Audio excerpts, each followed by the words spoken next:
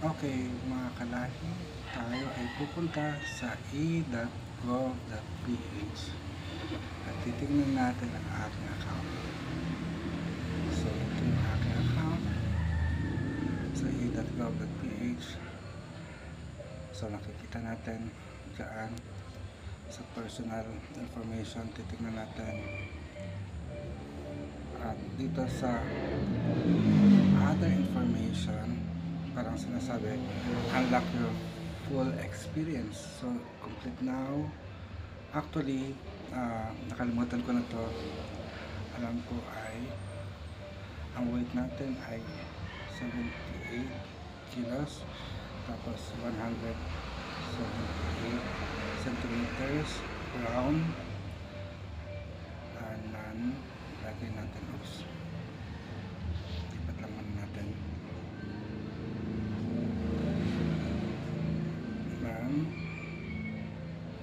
Tapos complexion, let's say brown, birthplace, Philippines, birth province. Actually, pinanganak tayo sa saan ba tayo pinanganak? Sa Metro Manila.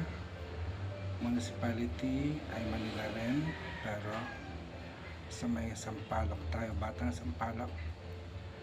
Tapos marital status, single.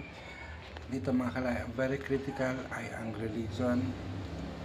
So, makikita natin dito ang choices ay Roman Catholic na baba, Protestant, other Christian, Iglesia ni Cristo, Islam, Anglican, Philippine Independent Church, Jehovah's Witness, Seventh-day Adventist, Baptist, Evangelical, Orthodox, Buddhism, Hinduism, and Judaism.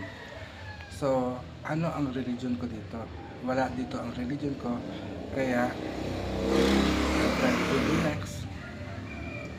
So, this field is required. Yung religion ay required. Pero wala dyan ang religion ko, hindi ko ilalagay ang anumang religion na yan kasi hindi ko yan religion.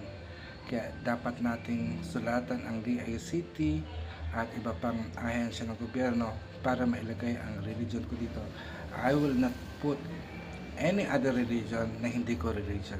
Isa akong anituhan, isa akong pagano, at dapat kong ipagmalaki at ipaglaban ito.